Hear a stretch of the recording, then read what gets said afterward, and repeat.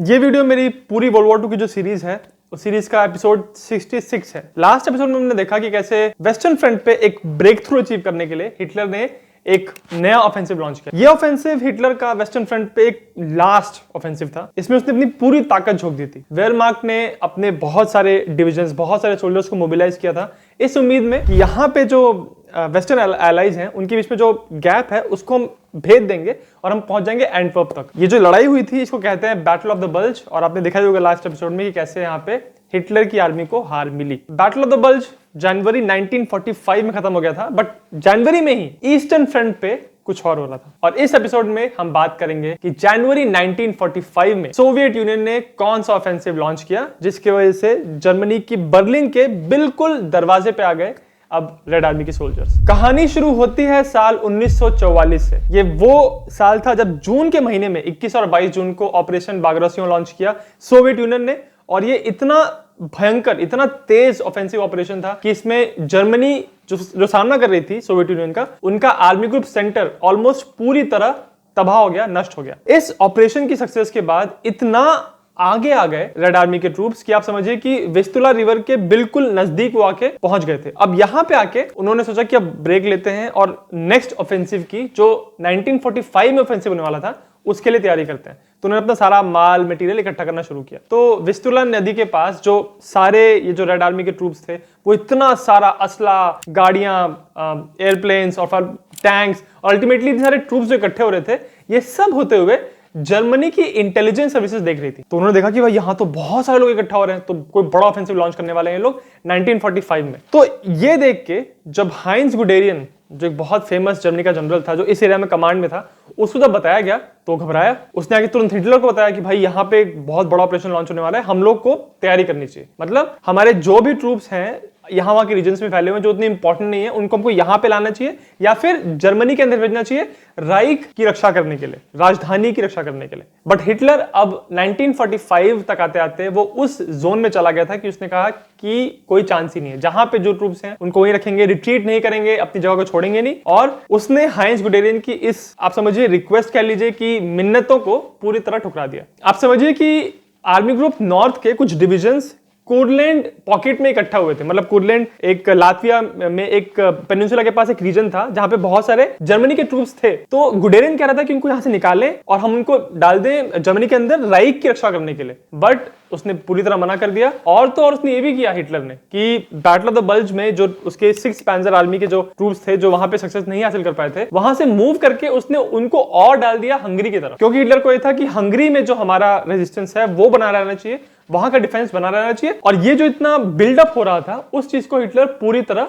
Ignore कर रहा था। और ये जो बिल्डअप था ये बहुत ही बड़ा बिल्डअप था। इतना बड़ा ऑफेंसिव प्लान कर रहे थे रेड आर्मी के लोग कि इस एरिया में 2.2 मिलियन यानी 20 लाख से ज्यादा फौजी इकट्ठा हुए थे, 5000 से ज्यादा एयरप्लेन्स और लगभग 5000 से ही ज्यादा टैंक्स। उनका सामना करने वाले थे जर्मनी की तरफ से आर्मी ग्रुप ए के कुछ डिविजन्स। इनके पास कुल मिला के लगभग 4.5 लाख सोल्जर्स थे और लगभग 1150 टैंक्स। तो आप समझिए कि कितना भारी अंतर था इन दोनों फोर्सेस में जो टकराने वाली थी। तो जर्मनी की इंटेलिजेंस को लगा था कि जो यहाँ पे सोवियत यूनियन की ट्रूप्स इकट्ठा हुए हैं वो उनकी मात्रा 3 गुना है हमारे से, मतलब 3:1 का रेशियो है, बट रियलिटी में ये 5:1 का रेशियो था। मतलब हर जर्मन सोल्जर के कंपैरिजन में 5 रेड आर्मी के सोल्जर्स यहाँ पे थे। इतना बड़ा आप समझिए कि फोर्स इकट्ठा हो गई थी। ये जो रेड आर्मी की जो हाई कमांड था स्टाफ का, इन्होंने जो प्लान बनाया था ये पूरा ओडेर ऑफेंसिव का, ये 2 हिस्सों में होने वाला था। पहला हिस्सा था इसका जिसमें 15 दिन लगेंगे। उसमें ये था कि एक बड़ी ये लोग ड्राइव करेंगे और इसमें इनके ट्रूप्स यहां से निकल के सीधा पहुंचेंगे ओडर नदी के किनारे पे। ये जो इतना बड़ा मेन ड्राइव होने वाला था, इसको 2 रेड आर्मी के फ्रंट्स कंट्रोल करेंगे।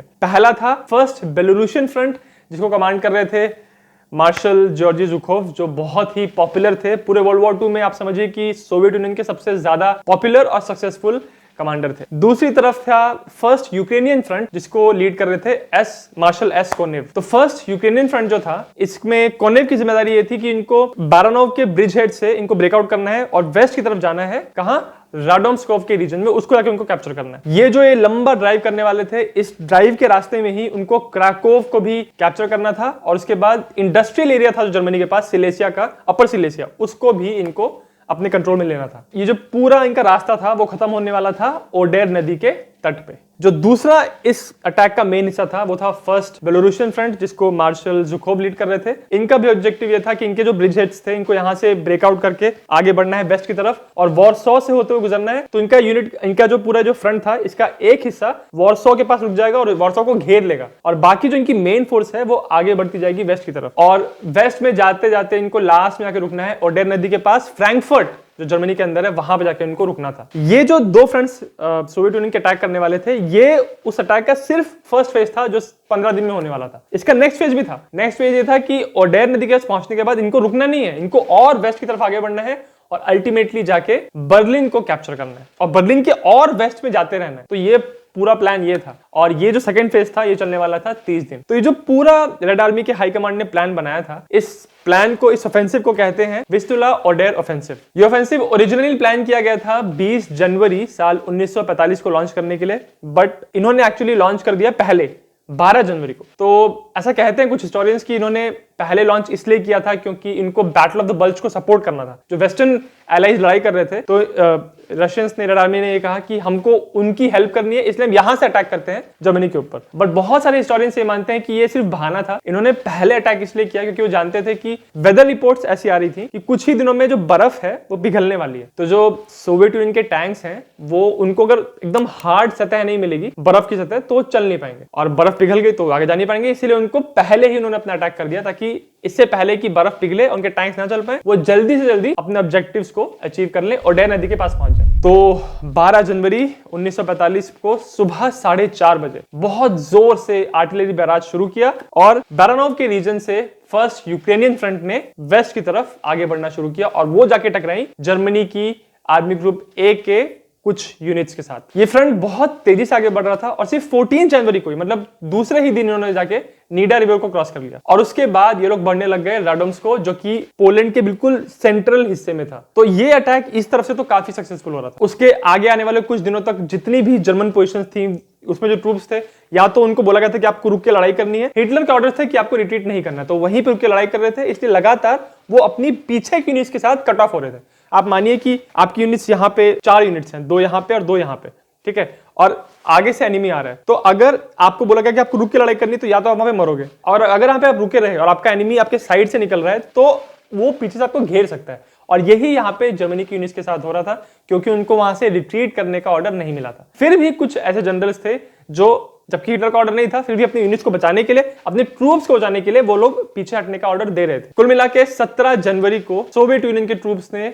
वॉरसॉ को कैप्चर कर लिया। और ये बात जब हिटलर को बताई गई तो उसको, वो एकदम आग बबूला हो गया, क्योंकि उसने कहा हुआ था कि किसी भी कीमत पे हम वॉरसॉ को नहीं छोड़ेंगे, लास्ट मोमेंट तक हमको वॉरसॉ को डिफेंड करना है। बट उसको जानता था, उसको पता थी कि वहां से भी उसके ट्रूप्स हट गए हैं। लास्ट मोमेंट तक उन्होंने लड़ाई नहीं की है, इसलिए वो बहुत गुस्सा हो रहा था अपने जनरल्स के ऊपर। उसके 2 ही दिन बाद, यानी 19 जनवरी को, जो मार्शल एस कोनेव का जो फर्स्ट यूक्रेनियन फ्रंट था, उन्होंने जाके बिना किसी ऑपोजिशन के क्रैकोव को भी उन्होंने कैप्चर कर लिया। फिर अगले दिन 20 जनवरी को जो आर्मी ग्रुप ए था, इनके जो कमांडर थे, इनको रिप्लेस करके नए कमांडर को ला दिया गया। इनका नाम था colonel general Ferdinand Schoerner. Red army का अटैक इतना तेजी से आगे बढ़ रहा था कि अपने आप को बचाने के लिए जो वेयरमार्क की फोर्सेस थी, जर्मन आर्मी की फोर्सेस थी, वो लगातार पीछे हट रही थी, क्योंकि वो ये चाहती थी कि वो उनको एनसर्कल ना कर लें रेड आर्मी के ट्रूप्स। तो इसलिए वो पीछे हटती जा रही थी, और इसीलिए 22 जनवरी को आके 4th पैंजर आर्मी जो थी वो पहुंच गई ओडर नदी के तट पे। और इत्तेफाक ऐसा बना कि उसी दिन उसी नदी के अलग अलग जगह पे कुछ रेड आर्मी के ट्रूप्स भी पहुंच गए थे। और उसके बाद पोजनेन में, जो आज पोलैंड में है, वहां पे बहुत ही ब्रूटल स्ट्रीट फाइटिंग हुई, जहां पे जर्मनी के और सोवियत यूनियन के ट्रूप्स ने आपस में स्ट्रीट्स में लड़ाई की। उसके बाद आगे बढ़ते बढ़ते 27 जनवरी को रेड आर्मी पहुंच गई ऑस्विच के कंसंट्रेशन कैंप में। ध्यान रखिए कि पूरी जर्मनी की जितनी भी ऑक्यूपाइड टेरिटरीज थी, जहां जहां जर्मनी ने अपना कब्जा किया हुआ था, वहां पे बहुत सारे कंसंट्रेशन कैंप्स थे जहां पे ज्यूज को भेजा जा रहा था। तो जैसे जैसे ये लोग आगे बढ़ रहे थे, सोवियत यूनियन की आर्मी, वो ऐसे कंसंट्रेशन कैंप्स को लिबरेट कर रहे थे। तो वो 27 जनवरी को ऑस्विच पहुंच गए, जो कि एक बहुत ही भयंकर, बहुत ही बदनाम, बहुत बड़ा कंसंट्रेशन कैंप्स था, जहां पे ज्यूज को रखा जाता था। फिर फाइनली 31 जनवरी को फर्स्ट यूक्रेनियन फ्रंट ने अपना एक ब्रिज हेड बना लिया, ओडेर नदी के पास वो लोग पहुंच गए वहां तक। और उसके 2 ही दिन के बाद, यानी 2 फरवरी 1945 को, मार्शल ज़ुखोव भी अपने फर्स्ट बेलोरूशियन फ्रंट को लेके ओडेर नदी के पास पहुंच गए, फ्रैंकफर्ट के पास। इस प्रकार फाइनली ये जो विस्तुला ओडेर ऑफेंसिव था, ये रेड आर्मी के लिए एक पूरी तरह सक्सेसफुल ऑपरेशन साबित हुआ। और दूसरी तरफ यही सेम ऑपरेशन जर्मन आर्मी के लिए और बहुत ही नुकसानदायक साबित हुआ, क्योंकि इसमें और उन्होंने बहुत सारे सोल्जर्स को या तो उनकी मौत हो गई या उनको बंदी बना लिया गया। अगर कैजुअलिटीज की बात करें तो सोवियत सोर्सेस के अकॉर्डिंग इस पूरे ऑफेंसिव में जर्मन आर्मी ने लगभग 2,95,000 सोल्जर्स की जान गंवाई और लगभग 1,50,000 सोल्जर्स उनके बंदी बना लिए गए थे, उनको पकड़ लिया गया था। दूसरी तरफ सोवियत यूनियन की कैजुअलिटी की बात करें तो उन्होंने लगभग 45,000 सोल्जर्स की जान गंवाई और लगभग 1.5 लाख सोल्जर्स उनके या घायल हो गए थे या बीमार हो गए थे। तो इस तरह देखा जाए तो सोवियत यूनियन के लिए एक बहुत बड़ी जीत थी ये पूरा ऑफेंसिव, क्योंकि उन्होंने अपने सारे ऑब्जेक्टिव्स अचीव किए और उसी के साथ उन्होंने बहुत सारे सोल्जर्स को नहीं गंवाया इस लड़ाई में। इस प्रकार ओल्डन नदी के पास पहुंच के अब ये रेड आर्मी के ये दोनों फ्रंट्स बर्लिन के इतने नजदीक आ चुके थे, सिर्फ 70 किलोमीटर दूर थे और वो चाहते तो और आगे बढ़ सकते थे, बट मार्शल ज़ुकोव जो रेड आर्मी का हाई कमांड था उनके फैसले के साथ एग्री कर रहे थे कि अभी हमको तुरंत आगे नहीं बढ़ना चाहिए, क्योंकि हमारा जो नॉर्दर्न फ्लैंक है वो पूरी तरह सिक्योर नहीं है, वहां पे भी कुछ लड़ाइयां चल रही हैं। जब तक वो स्टेबल नहीं होता तब तक हम आगे नहीं बढ़ेंगे, इसीलिए वो वहां पे थोड़ा ठहरे और इसीलिए सेकेंड फेज जो है इस पूरे ऑफेंसिव का उसको तुरंत एग्जीक्यूट नहीं किया गया और इसलिए थोड़ा सा और समय मिला हिटलर को और जर्मनी को उस अनहोनी को थोड़ा सा पोस्टपोन करने के लिए। हालांकि वो अनहोनी जो है बर्लिन में आना तो था ही इन फोर्सेस को, पर उनको थोड़ा समय और मिल गया। ये ऑफेंसिव जर्मनी के लिए एक बहुत बड़ी हार थी और इस हार के पीछे हिस्टोरियंस बहुत सारे रीजंस देते हैं, बट एक बहुत इंपॉर्टेंट रीजन जिसके बारे में अक्सर बात नहीं की जाती है वो ये है कि जर्मन आर्मी को वर्ल्ड वॉर 2 के स्टार्टिंग में इतनी सक्सेस इसलिए मिली क्योंकि जर्मन आर्मी के उनकी पूरी आर्म फोर्सेस के अंदर ये एक डॉक्ट्रिन था, ये एक आप कह सकते हैं कि एक प्रिंसिपल था कि उनके जो जितने भी सीनियर ऑफिसर्स हैं उनको एक ऑब्जेक्टिव दिया जाता है कि आपको ये काम करना है, इस जगह पे कैप्चर करना है। ये सीनियर अफसर को ऑर्डर मिला, वो अपने जो उनके नीचे अफसर है उनको बताएंगे कि हाँ आपको ये ऑब्जेक्टिव अचीव करना है। कैसे अचीव करना है इस बात की फ्रीडम मिलती थी जर्मनी के जूनियर ऑफिसर्स को या जो भी ऐसे बंदे हैं जिनको वो एग्जीक्यूट करना है। बट जैसे जैसे ये वॉर आगे बढ़ा और हार होने लग गई थी अब जर्मनी की, तो ऐसा कहते हैं हिस्टोरियंस की हिटलर बहुत इंटरवीन कर रहा था, मतलब क्योंकि वो देख रहा था कि उसकी यहाँ पे आर्मी हार रही है तो वो हर जगह पे ऐसा कर रहा था कि जैसा मैं कहूंगा वैसा होगा, आप अपने हिसाब से डिसीजन नहीं ले सकते, जैसा मैंने बोला है वैसे ही आप अटैक करोगे, वैसे ही आप रिट्रीट करोगे। रिट्रीट तो करना ही नहीं था बट आपको अटैक उस तरह से करना है, आपको उस पोजीशन को होल्ड करना है।